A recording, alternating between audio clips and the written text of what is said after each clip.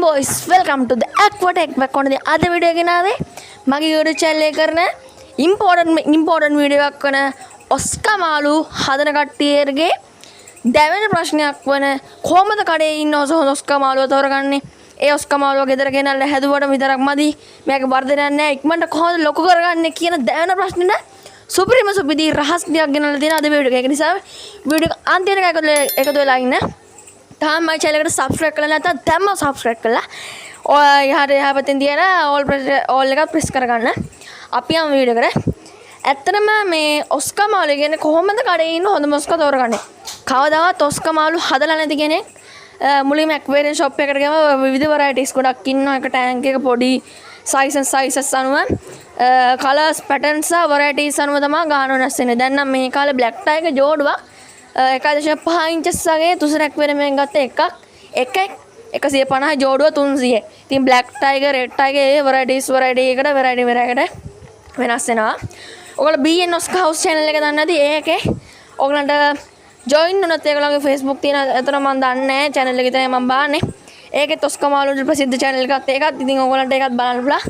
මම ඒකේ link එක description එකේ දාලා තියෙනවා. ඒ නිසා මේ description එක check කරන්න මගේ WhatsApp channel එකට join වෙලා නැත්නම් join වෙන්න. ආයෙත් මතක් කරනවා channel එකට subscribe කරලා නැත්නම් දැම්ම subscribe කරන්න. ඇත්තටම මේ කොහොමද මේ හොඳම ඔස්කා මාළුවෙක් ගන්න aquarium එක? මම ලක්ෂණ 3-4ක් කියනවා මේක note down කරගත්තත් කමන්නේ.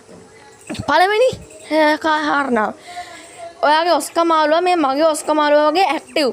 ඒ කියන්නේ ඇගිල්ලට react කරන active එකකින් ඉන්නවනම් හොඳට මාළු කෑම කනවනම් ඒ හොඳ ඔස්කා මාළුවගේ ලක්ෂණ හොඳට colors patterns තියෙනවා නම් black tie එක නම් එහෙම red velvet නම් එහෙම තව red tie එක නම් එහෙම albino red tie එක නම් එහෙම patches තියෙනවා නම් තව වරල් හොඳට ඉරිලා නැත්තම් කියන්නේ ඉරිලා නැත්තම් වරල් වල damage නැත්තම් තව cloudy අය ඒ කියන්නේ උපතින්ම ඒගොල්ලන්ගේ ඇස් සුදු පාටක් එනවා ඒක තියෙනවද නැද්ද කියලා බලලා තමයි ආගේ ඔස්කා පැටිය හරි ලොකු ඔස්කා මාළුවා හරි තෝරගන්න ඕනේ. මේක variety එක වෙනස් වෙන්නේ නැහැ. ඒක විශේෂයෙන් කියනවා මම. ඉතින් මේ වීඩියෝ එක මූලික එක්සැම්පල් එක ගන්න මගේ ඔස්කා මාළුවකගෙන් මේ ටැංක් එක. තව විශේෂ කාරණාවක් තියෙනවා. ඒක තමයි මේගොල්ලන් ඒ කියන්නේ ඔයා මේ පොඩි සෙට් එක කියන්නේ ඔයා ඔස්කා මාළුවා ගන්න යන ඇක්වේරියම් එකේ සෙට් එකක් නම් ඉන්නේ පොඩි හරි ලොකු හරි. ඒ සෙට් එක ඔයාගේ ඇඟිල්ලට රියැක්ට් කරනවා නම් ඔය මාත් රියැක්ට් කරන වීඩියෝ ඉස්සරහට රියැක්ට් කරනවා නම් කැම දාන්න කියලා එන්න කියලා හිතලා ළඟට එනවා නම් ඈත ඉන්න සෙට් එක පීනගෙන සෙට් එක පිටින්ම ඒ හොඳ ඔස්කා මාළුවගේ ලක්ෂණයක් ඇක්ටිව් එකේ ඉන්නවා. ඔයාගේ ඇඟිල්ල පස්සෙන් යනවා නම් ඒක හොඳ ඔස්කා මාළුවගේ ලක්ෂණ. මේකේ අනිත් පැත්ත. ඒ කියන්නේ පීනන්නේ කරන්නේ නැත්තම් ඔස්කා මාළුවා තෝරන්න ගිය ඔස්කා පැත්තකට වෙලා ඉන්නවා නම් ඒ මාළුවා කැම කන්න නැත්තම් ඔයා aquarium shop එකකින් ගෙනල්ලා cloudy අය තියනවා නම් colors හරියට නැත්තම් වරල් ඉරිලා වගේ damages තියනවා නම් ඒ හොඳ නැති ඔස්කා මාළුවගේ විශේෂ ලක්ෂණ. ඇත්තටම දැන් ඔයා ඔස්කා කඩෙන් මිලදී අරන් දැන් ඔයා ගෙදර ගිහිල්ලා හදනවා. දැන් මේ ගෙදර ඇවිල්ලත් මේ ඔස්කා මාළුවට සුවිශේෂී පහසු ඒ කියන්නේ මම ලොක් කරගන්න ඕන මම මේ කියන කාරණා පහ හොඳින් මතක තියාගන්න ඕන. ඇත්තටම මේ කාරණා මොනවද කිව්වොත් හොඳ ටැංක් සයිස් එකක් දෙන්න පොන්ඩ් එක නම් පොන්ඩ් එක සාමාන්‍ය එක ඔස්කා මාළුවට සාමාන්‍ය අඩි 3ක් හෝ 3කට වඩා දෙන්න බලාගෙන තමයි ඔස්කා මාළුව හදන්නේ.